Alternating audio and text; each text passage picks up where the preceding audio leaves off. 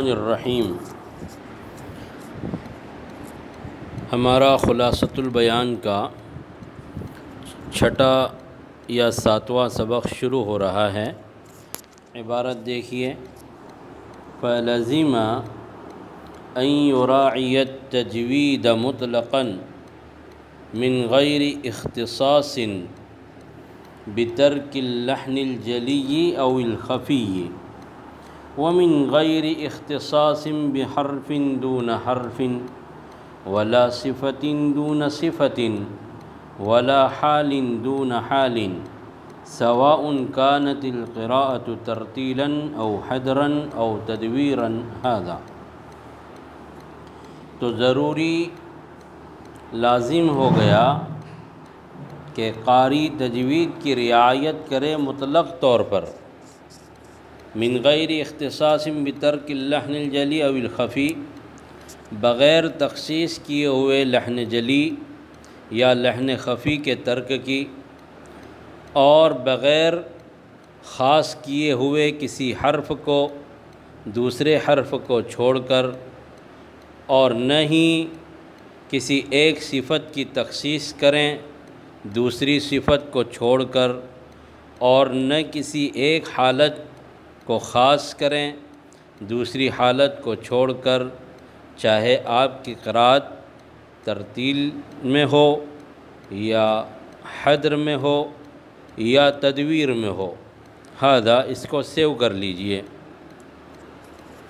گزشتہ عبارات سے آپ کو جیسے کہ پتہ چلا کہ قرآن کریم کو قواعد تجوید کے ساتھ پڑھنا نہایت ہی ضروری اور اہم ہے، اور خلاف تجوید پڑھنا یہ لحن کہلاتا ہے اور وہ غلطی کا باعث ہے۔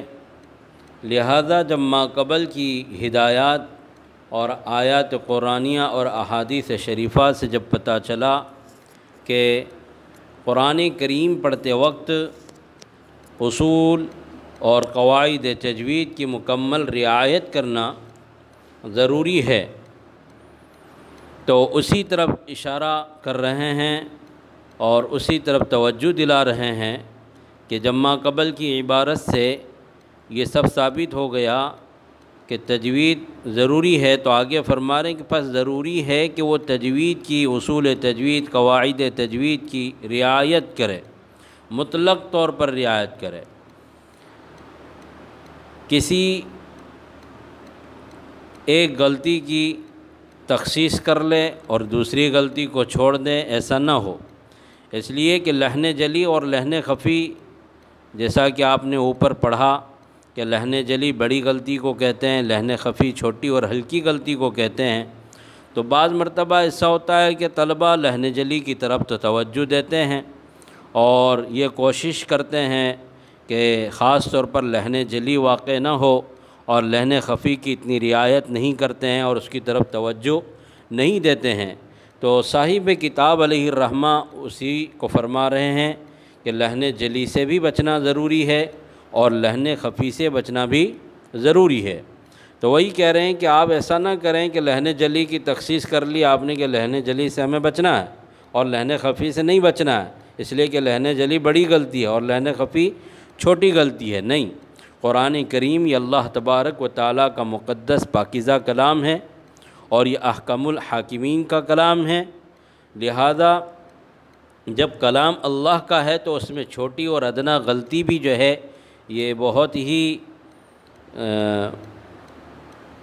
افسوس کی بات ہے اور بڑے خطرے کی بات ہے۔ لہذا ضروری ہے کہ ادنا سے ادنا غلطیوں سے بھی اس میں بچنے کی مکمل کوشش کریں۔ آگے فرمایا وَمِن غَيْرِ اخْتِصَاصٍ بِحَرْفٍ دُونَ حَرْفٍ، اور بغیر خاص کیے ہوئے کسی حرف کو دوسرے حرف کو چھوڑ کر۔ ہوتا یہ ہے کہ ہم لوگ جو ہے حروف مستعلیہ کی مشق کر لیتے ہیں اور دیگر حروف کی طرف توجہ نہیں دیتے ہیں، تو ایسا نہیں ہے، بلکہ قرآن کریم کا ہر حرف قابل اصلاح ہے، اور ہر حرف میں ہمیں اصلاح کرنی چاہیے، اس کو صحیح ادا کرنے کی کوشش کرنی چاہیے، اس کی طرف مشق اور محنت کرنی چاہیے، اور زبان کو کثرت مشق سے عادی بنایا جائے۔ تو ومن غیر اختصاص بحرف دون حرف، جیسے کہ بعض بدعتی علماء نماز پڑھاتے ہیں تو عین ہے، حا ہے اور قاف ہے، یہ چند حروف کی انہوں نے تخصیص کر لی ہے، اس کو بہت گاڑھا ادا کر دیتے ہیں، اور بقیہ حروف جیسے صاد ہے، طا ہے، خا ہے، غین ہے، یہ حروف تو ان سے ادا ہوتے ہی نہیں ہیں۔ تو قرآن کریم اللہ کا مقدس کلام ہے، اور اس کلام کا ہر حرف قابل احترام ہے، لہذا ہر حرف کی محنت اور اس کی مشق ضروری ہے۔ بعض حروف کو مخصوص کر لیں اور دیگر حروف کو جو ہے چھوڑ دیں، ایسا نہیں ہونا چاہیے، بلکہ ہر حرف کی مشق کرنا ضروری ہے۔ آگے فرمایا کہ ولا صفتٍ دون صفتٍ، اور بغیر تخصیص کیے ہوئے کسی صفت کی دوسری صفت کو چھوڑ کر۔ اب جیسے صفات لازمہ ہے یا صفات عارضہ ہے، تو اب صفات لازمہ میں جو صفات ہے، جیسے مثلا استعلاء ہے، اطباق ہے، قلقلہ ہے، ان صفات کی آپ نے تخصیص کر لی، ان پر محنت کر لی، مشق کر لی۔ اب جیسے صفیر ہے، اسی طریقے سے تقریر ہے، ہمس ہے، اب ان صفات کی طرف آپ توجہ نہیں دے رہے ہیں، لہذا ضروری ہے کہ آپ صفت ہمس بھی مکمل آپ پہلے سمجھیں، اسی طریقے سے اس صفت کا مطلب کیا ہوتا ہے، اس صفت سے متصف حروف کون کون سے ہیں، اب اس صفت کا تحقق ان حروف پر کس طریقے سے ہوگا اور اس کی صحیح ادائیگی کیسے ہوگی۔ تو اس طریقے سے جو ہے صفات کو اخذ کیا جائے، حاصل کیا جائے، اور ان کو سمجھا جائے اور اس کو عمل میں لایا جائے۔ تو اسی طریقے سے صفت تقریر ہے کہ را کے اندر صفت تقریر پائی جاتی ہے، جیسا کہ صفات کے بیان میں مفصل آئے گا۔ تو ایسا نہ ہو کہ آپ نے کچھ صفات کی تخصیص کر لی اور صفیر ہے، قلقلہ ہے، تقریر ہے، ان صفات کو آپ نے چھوڑ دیا، نہیں، بلکہ ہمس ہے، تقریر ہے، صفیر ہے، ان صفات کی بھی آپ مکمل رعایت کریں، اس لیے کہ یہ بھی صفات لازمہ کے قبیل سے، جب تک یہ صفات ان حروف میں نہیں پائی جائے گی وہاں تک حرف مکمل نہیں ادا ہوگا۔ جی آگے بیان کیا، ولا حالٍ دون حالٍ، اور نہ کسی ایک حالت کی تخصیص کرے دوسری حالت کو چھوڑ کر، کہ آپ ماشاءاللہ جلسے جلوس میں اور محفل میں تو بڑا عمدہ قرآن پڑھ لیتے ہیں اور تمام حروف کے حقوق بھی ادا کر لیتے ہیں، لیکن جب آپ خلوت میں پڑھتے ہیں یا جب آپ یوں ہی جو ہے تلاوت کرتے ہیں تو حروف کا پتہ ہی نہیں چلتا ہے کہ حروف ادا ہو رہے ہیں یا کیا ہو رہا ہے۔ لہذا آپ جو ہے قرآن کریم چاہے آپ محفل میں پڑھ رہے ہوں، آپ چاہے نماز میں پڑھ رہے ہوں، چاہے آپ نماز کے علاوہ پڑھ رہے ہوں، ہر حالت میں جو ہے آپ کو جو ہے قرآن کریم یکساں پڑھنا چاہیے۔ ایسا نہیں کہ استاد کے سامنے پڑھ رہے ہیں تو اچھا پڑھ رہے ہیں، آپ جو ہے الگ پڑھ رہے ہیں تو ایسے ہی پڑھ رہے ہیں۔ عوام کا مجموعہ ہے تو آپ کو یہ سمجھ رہے ہیں کہ جو ہے عوام کا مجموعہ، ان کو کیا معلوم ہے کہ لہن جلی کیا ہے، خفی کیا ہے، کیسا بھی پڑھیں گے تو چلے گا، اور خواص کا مجموعہ ہے تو آپ وہاں مکمل رعایت کر رہے ہیں، نہیں، مجلسیں بدل جائے گی، حالات بدل جائیں گے، محفلیں بدل جائے گی، لیکن قرآن کریم اللہ تبارک و تعالیٰ کا جو مقدس اور پاکیزہ کلام ہے وہ کلام کبھی بدلے گا نہیں، چاہے رات میں پڑھو قرآن وہی ہے، دن میں پڑھو قرآن وہی ہے، خلوت میں پڑھو قرآن وہی ہے، جلوت میں پڑھو قرآن وہی ہے، سفر میں پڑھو قرآن وہی ہے، حضر میں پڑھو قرآن وہی ہے، نماز میں پڑھو قرآن وہی ہے، اور جو ہے نماز کے علاوہ قرآن پڑھو نماز وہی ہے، محفل میں پڑھو تو بھی قرآن وہی ہے، عوام میں پڑھو تو بھی قرآن وہی ہے، خواص میں پڑھو تو بھی قرآن وہی ہے۔ لہذا قرآن کریم چاہے کوئی بھی پوزیشن ہو، کوئی کیسے بھی حالات ہوں، قرآن کریم کے تمام حروف کی رعایت کرنا ضروری ہے۔ پھر آگے فرمایا کہ ولا حالٍ دون حالٍ کے بعد فرمایا کہ سواء کانت القراءۃ ترتیلا او حدرا او تدویرا، چاہے قرات آپ ترتیلاً کر رہے ہوں تو بھی مکمل رعایت کرنا قواعد اور اصول تجوید کی ضروری ہے، مخارج کی اور صفات لازمہ اور عارضہ کی رعایت ضروری ہے۔ اسی طرح چاہے آپ حدراً پڑھ رہے ہوں تو بھی جو ہے رعایت ضروری ہے، اور آپ تدویراً تلاوت کر رہے ہیں تو بھی آپ کے لیے ان قواعد اور اصول کی رعایت کرنا ضروری ہے، اور تجوید کے موافق پڑھنا فرض ہے، اس کو آپ سیو کر لیجئے۔ جی تو یہ بات آپ کے ذہن نشیں رہنا چاہیے۔ تو یہ ترتیل اور حدر اور تدویر، یہ 3 درجات قرآن کریم کے پڑھنے کی رفتار کے اعتبار سے بیان کیے گئے ہیں کہ ترتیل، حدر اور تدویر۔ ترتیل کہتے ہیں آہستہ اور اطمینان کے ساتھ پڑھنا، اور حدر کہتے ہیں قرآن کریم کو تیزی کے ساتھ پڑھنا، اور تدویر کہتے ہیں کہ قرآن کریم کو ترتیل اور حدر کے درمیان میانہ روی سے پڑھنا۔ یہ 3 درجات ہے۔ یہاں پر 3 درجات بیان کیے ہیں، لیکن دوسری اور کتابوں کے اندر جو ہے قرآن کریم کو پڑھنے کے 5 درجات بیان کیے ہیں۔ ایک پہلا درجہ تحقیق، دوسرا ترتیل، اور تیسرا تدویر، چوتھا حدر، اور 5واں جو ہے حضرمہ۔ اس طریقے سے 5 درجات ہیں۔ تو 3 درجات تو آپ جانتے ہی ہیں جیسا کہ ابھی آپ کو بتایا گیا ہے، اور ایک درجہ ہوتا ہے تحقیق کا، یعنی ترتیل سے بھی زیادہ اطمینان سے اور آہستہ پڑھنا، اس کو کیا کہتے ہیں؟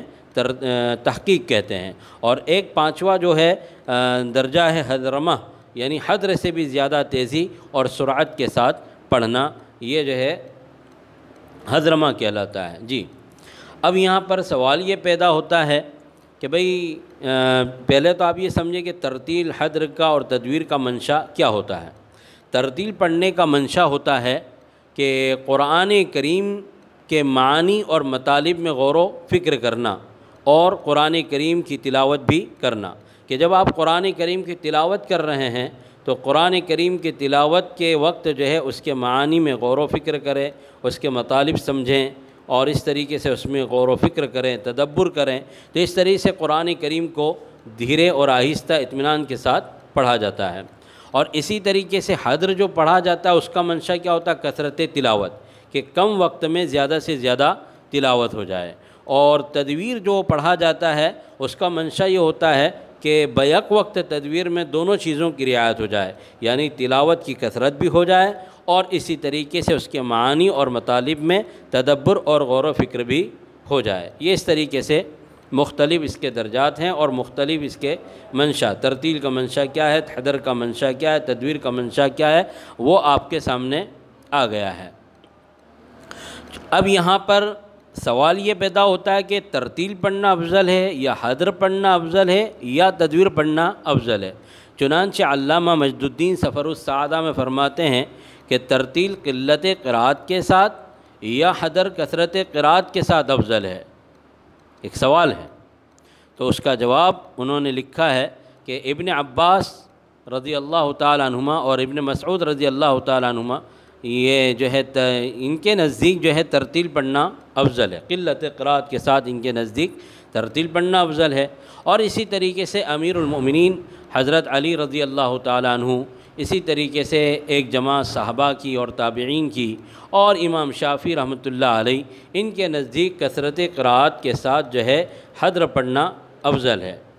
وہ کہتے ہیں کہ اس کا منشا کیا ہے کہ بھئی جیسے آپ جتنی زیادہ تیزی سے پڑھیں گے اتنے حروف اور جو ہے تلاوت زیادہ ہوگی، اور جتنی تلاوت زیادہ ہوگی اتنے حروف زیادہ ہوں گے، اور جتنے حروف زیادہ ہوں گے اتنی نیکیاں آپ کو زیادہ ملے گی۔ جیسے کہ شروع کی کتاب میں جو وجہ تعلیم میں حضرت عبداللہ ابن مسعود رضی اللہ تعالیٰ عنہ کی روایت نقل کی ہے صاحب کتاب نے کہ حدانی الی تالیفہ حدیث ابن مسعود کہ من قرأ حرفا من کتاب اللہ فلہ بہ حسنۃ والحسنۃ بعشر امثالها لا اقول الف لام میم حرف لیکن الف حرف ولام حرف ومیم حرف رواہ الترمذی رحمہ اللہ۔ تو کہہ رہے ہیں کہ بھئی جو قرآن کریم کے ایک حرف کی تلاوت کرے گا تو اس کے بدلے اس کو ایک نیکی ملے گی، اور ایک نیکی کا ثواب کتنی نیکی کے برابر ہوتا ہے؟ 10 نیکی کے برابر ہوتا ہے۔ من جاء بالحسنۃ فلہ عشر امثالها، جو ایک نیکی کرے گا اس کو اجر کتنا ملے گا؟ 10 نیکیوں کے برابر ملے گا۔ لہذا ان کی رائے یہ ہے کہ اس طریقے سے جو ہے قرآن کریم زیادہ تلاوت ہوگی تو ہمیں ثواب بھی زیادہ ملے گا۔ چنانچہ ایک مرتبہ ایسا ہوا کہ علامہ جزری رحمۃ اللہ علیہ فرماتے ہیں کہ حضرت مجاہد سے سوال کیا گیا کہ بھئی ایک شخص نے نماز پڑھی اور اس نے جو ہے سورہ بقرہ مکمل کی اور اس نے رکوع سجدہ کیا، اور دوسرا شخص بھی تھا وہ بھی نماز پڑھ رہا تھا اور اس نے اسی ایک رکعت کے اندر سورہ بقرہ اور سورہ آل عمران دونوں پڑھی، تو اب ان دونوں نمازیوں میں کون زیادہ افضل اور بہتر ہوا؟ آپ کو سوال سمجھ میں آیا کہ نہیں؟ سوال یہ ہے کہ دو نمازی ہے، ایک نمازی نے ایک رکعت میں صرف سورہ بقرہ پڑھی اور دوسرے نمازی نے ایک رکعت میں سورہ بقرہ اور سورہ آل عمران دونوں پڑھی اور دونوں کا رکوع اور سجدہ جو ہے ایک ہی وقت میں ہوا، تو ان دونوں میں افضل کون ہے؟ تو حضرت مجاہد نے اس پر جواب دیا کہ جس نے صرف سورہ بقرہ پڑھی وہ کیا ہے؟ افضل ہے، یعنی ان کے نزدیک بھی جو ہے قلت قرات کیا ہے؟ زیادہ بہتر ہے۔ چنانچہ علامہ جزری رحمۃ اللہ علیہ نے بڑی عجیب بات کہی ہے کہ وہ کہتے ہیں کہ بھئی ان اقوال میں تطبیق اس طریقے سے دی جا سکتی ہے کہ ترتیل پڑھنا یہ قدر و منزلت کے اعتبار سے زیادہ بہتر ہے، اور جو ہے اسی طریقے سے حدر پڑھنا، تیزی کے ساتھ پڑھنا، یہ باعتبار جو ہے نیکیوں کے اور باعتبار کثرت کے جو ہے کیا ہے؟ زیادہ افضل ہے۔ اس طریقے سے دونوں اقوال میں جو ہے تطبیق دی جا سکتی ہے۔ بات سمجھ میں آئی؟ جی، یعنی ترتیل کے ساتھ قرآن پڑھنا یہ قدر و منزلت کے اعتبار سے زیادہ افضل ہے، اور حدر کے ساتھ، تیزی کے ساتھ قرآن پڑھنا یہ باعتبار جو ہے نیکیوں کی کثرت کے جو ہے افضل اور بہتر ہے۔ جی، اس کے بعد صاحب کتاب علیہ الرحمہ جو ہے آگے بیان فرما رہے کہ وَلَمَّا ثَبَتَ فَرْضِيَّةُ عَمَلِ التَّجْوِيدِ افترض علینا علم لأن العمل فرع للعلم وليحترز القاری عن القراءة هذا كهذ الشعر وعن نثرها كنثر الدقل۔ کیا کہہ رہے ہیں؟ وَلَمَّا ثَبَتَ فَرْضِيَّةُ عَمَلِ التَّجْوِيد، کہ جب جو ہے تجوید پر عمل کرنے کی فرضیت ثابت ہو گئی تو ہم پر اس علم تجوید کا سیکھنا فرض ہو گیا۔ کیوں؟ اس لیے کہ عمل یہ علم کی کیا ہے؟ فرع ہے۔ عمل علم کی فرع ہے۔ کیا مطلب؟ کہ جب ادلہ اربعہ سے جب قرآن کریم کو تجوید کے ساتھ پڑھنا یہ فرض ہے، اس کی فرضیت ثابت ہو گئی، اور ظاہر سی بات ہے کہ عمل آدمی کا کب صحیح ہوگا؟ جب کہ اس کا علم کیا ہوگا؟ صحیح ہوگا۔ اس لیے کہ عمل جو ہے یہ علم کے لیے کیا ہے؟ فرع ہے۔ جب تک آدمی کا علم صحیح نہیں ہوگا اس کا عمل بھی صحیح نہیں ہوگا۔ مثلا ایک آدمی کو یہاں سے دھلیا جانا ہے، اس کا علم یہ ہے کہ مجھے دھلیا جانا ہے، اب دھلیا جانے کے لیے اس کو کون سی بس میں بیٹھنا ہے اس کو علم ہونا ضروری ہے کہ بھئی یہ بس جو ہے دھلیا جائے گی اور یہ بس جو ہے انکلیشور جائے گی۔ اگر اس کو علم صحیح نہیں ہے اور وہ جو دھلیا جانے والی بس ہے اور اس کو دھلیا ہی جانا تھا، دھلیا کے بجائے وہ انکلیشور والی گاڑی میں بیٹھ گیا، تو ظاہر سی بات ہے کہ وہ دھلیا کے بجائے کہاں پہنچ جائے گا؟ انکلیشور پہنچ جائے گا۔ یہ غلط کیسے ہوا؟ یہ اپنی منزل مقصود تک کیوں نہیں پہنچ سکا؟ اس لیے کہ اس کا علم جو ہے کیا ہے؟ صحیح نہیں ہے۔ لہذا عمل کے لیے علم کا صحیح ہونا ضروری ہے۔ تو اب ما قبل کی جو ہے روایات سے اور جو ہے آیات قرآنیہ سے جو ہے یہ تجوید کی جو ہے عمل فرض ہو گیا، تجوید پر عمل کرنا فرض ہو گیا کہ ورتل القرآن ترتیلا، قرآن کریم کو ترتیل کے ساتھ پڑھنا کیا ہے؟ نہایت ضروری ہے۔ ورتل صیغہ امر ہے، ترتیلا اس کو مزید تاکید کے لیے بیان کیا ہے۔ تو ظاہر سی بات ہے کہ جب تجوید پر عمل کرنا فرض ہو گیا تو اس کے اصول اور قواعد کو جاننا، اس علم کا سیکھنا بھی کیا ہے؟ ضروری ہے، تاکہ عمل کیا ہو؟ صحیح ہو۔ اور تجوید کا حکم کیا ہے؟ اس حد تک عمل بتجوید ضروری ہے کہ اس کے الفاظ اور معانی میں جو ہے تبدیلی نہ ہو، یعنی ہر عاقل بالغ پر ضروری ہے۔ البتہ اس علم کا جو جتنے اصول اور قواعد ہے ان کا یاد کرنا فرض کفایہ ہے، لیکن اس حد تک تجوید پر عمل کرنا ضروری اور فرض ہے کہ الفاظ اور معانی میں تبدیلی پیدا نہ ہو، اور ہر عاقل بالغ پر ضروری ہے اس جو ہے تجوید پر عمل کرنا۔ ہاں، اسی طریقے سے جو مخارج ہے، صفات ہے اور جو قواعد ہے چاہے وہ صفات لازمہ سے متعلق ہو، صفات عارضہ، تو ان قواعد کا علمی طور پر شناسہ ہونا یہ فرض کفایہ ہے کہ 48 میل کے فاصلے میں ایک ایسے جو ہے قاری کا ہونا ضروری ہے کہ جس کو یہ تمام اصول اور قواعد تجوید بھی جو ہے حفظ ہو اور وہ اس کو جانتا ہو۔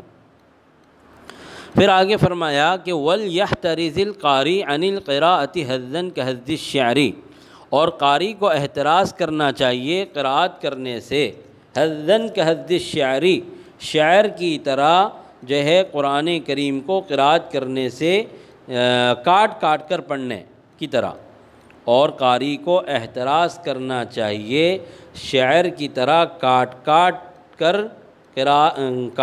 کر پڑھنے سے، قراءت سے۔